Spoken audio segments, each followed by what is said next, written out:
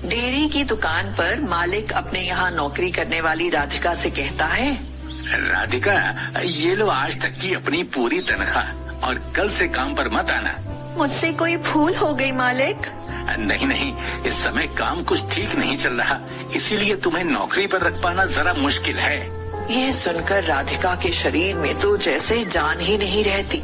वह चक्कर खाकर गिरने ही वाली थी कि तभी अंदर ही अंदर हिम्मत जुटाकर किसी तरह खुद को खड़ा रख पाती है और सोचती है, अच्छा भला काम चल रहा था, पता नहीं किसकी नजर लग गई, अब इतनी जल्दी नौकरी कहाँ मिलेगी। राधिका के अलावा उसके परिवार में बूढ़ी बीमार सास और 8 साल की बेटी तनु थी। राधिका घर पहुंचती है तो उसका लटका हुआ चेहरा देखकर उसकी सास लक्ष्मी पूछती है, राधिका बहू, क्या बात है बेटी, आज तुम कुछ परेशान लग रही हो। नहीं तो माँ जी, ऐसी तो कोई बात नहीं है।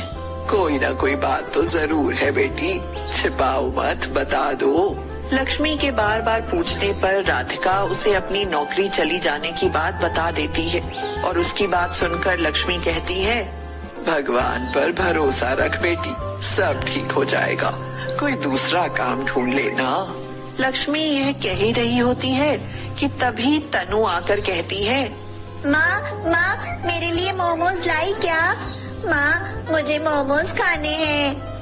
मोमोज का नाम सुनते ही लक्ष्मी का चेहरा खिल उठता है और वह राधिका से कहती है, अरे बहू, मोमोज तो तुम भी बहुत अच्छे बना लेती हो, मैं तो कहूँ तुम मोमोज बेचने का काम शुरू कर दो, देखना खूब चलेगा।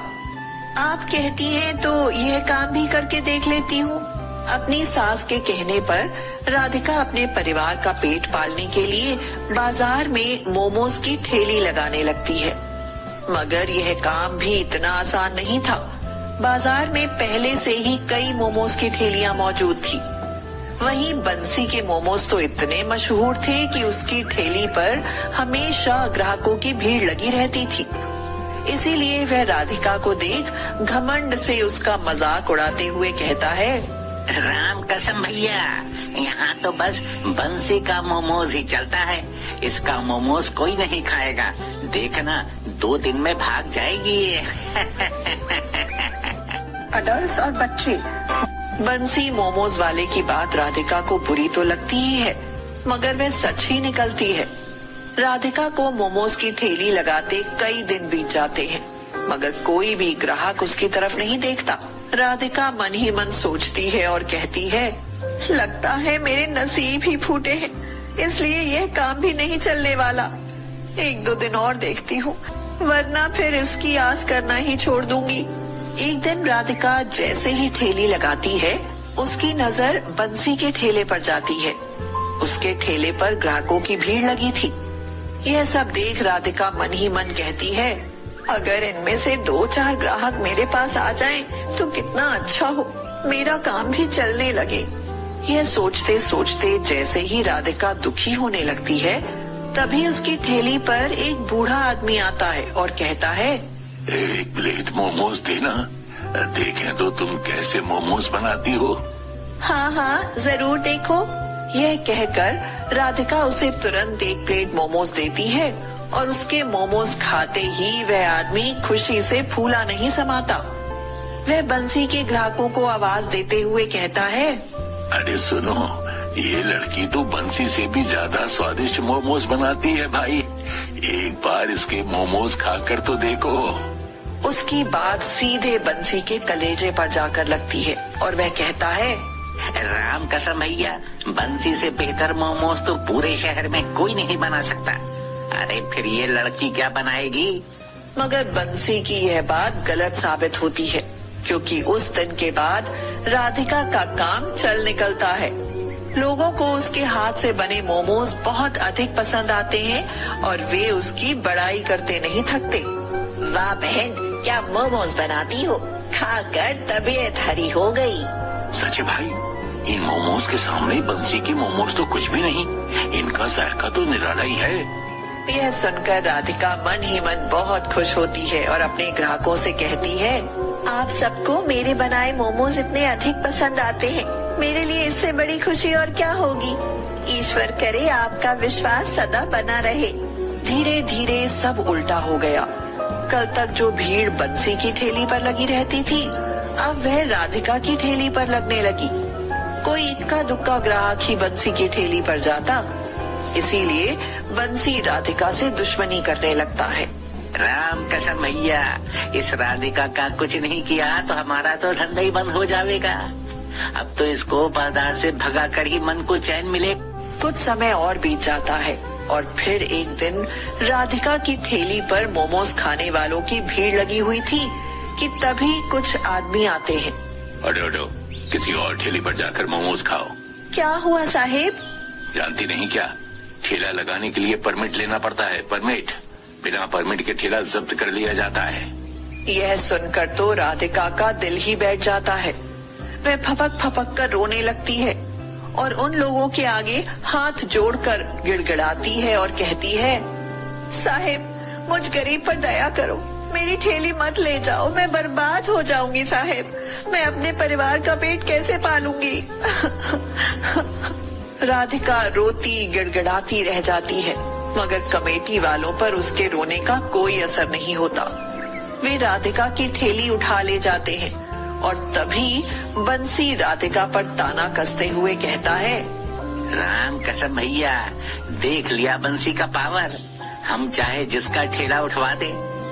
बड़ी आई थी बंसी से ज्यादा लजीज मोमोज बनाने। अब बनाना मोमोज घर बैठकर। बंसी की यह बात सुनकर राधिका को यह समझते देर नहीं लगती कि यह सब उसी का करा धरा है, मगर वह उससे उलझना नहीं चाहती थी, इसलिए चुपचाप घर लौट जाती है। उस दिन राधिका के घर में तो जैसे मातम ही छाया हुआ था। गरीब के पेट पर लात मारने वाले कभी सुखी नहीं रह पाएंगे। मैं तो कहूँ कि बस करो माँ जी, किसी को बद्दुआ देना भी ठीक नहीं है। जो जैसा करता है भगवान देखता है, अब वही न्याय करेंगे। उस दिन के बाद राधिका को कोई ढंग का काम नहीं मिल पाता, तो वह चिनाई के काम पर मजदूरी करने लगती है। सिर पर ईंटें ढोकर गुजारा करने पर मजबूर हो जाती है। ईंटें ढोते हुए दूसरी मजदूर औरत रज्जो कहती है, सुना है तुम पहले मोमोज बेचती थी और तुम्हारा काम भी बहुत अच्छा चल रहा था, फिर ये मजदूरी करने की नौबत कैसे आई बहन? सब भाग्य का खेल है बहन। राधिका यह कहकर बात को टाल देती है और फिर कुछ दिन बाद बंसी बाजार से मोमोज बनाने के लिए सब्जियां लेकर आ रहा होता है, तो अचानक ही एक कार वाला उसको टक्कर मार कर निकल जाता है। घायल और लहूलुहान बंसी सड़क पर तड़प रहा होता है कि तभी राधिका उसे देख लेती है। राधिका हद से ज्यादा भली और दयालु औरत थी, इसलिए उससे बंसी का तड़पना सहन नहीं हो पाता। वह उसे तुरंत एक अस्पताल में ले जाती है। देखिए, इनकी जान बचाने के लिए खून चाहिए और इस समय हमारे पास खून उपलब्ध नहीं है। क्या मैं खून नहीं दे सकती साहेब? हाँ, दे सकती हो, अगर तुम्हारा खून इनके खून से मैच कर जाए तो। राधिका का खून बंसी के खून से मैच कर जाता है और बंसी की जान बच जाती है। जब वह होश में आता है तो डॉक्टर उसे राधिका के बारे में बताता है और कहता है, देखिए, अगर वो महिला आपको समय पर अस्पताल ना लाती और अपना खून नहीं देती तो शायद आज आप जिंदा ना होते। पर वो नेक और दयालु औरत है कहाँ डॉक्टर? तभी राधिका वहाँ आ जाती है और उसे देखते ही बंसी चौंक जाता है। यही है वो दयालु महिला।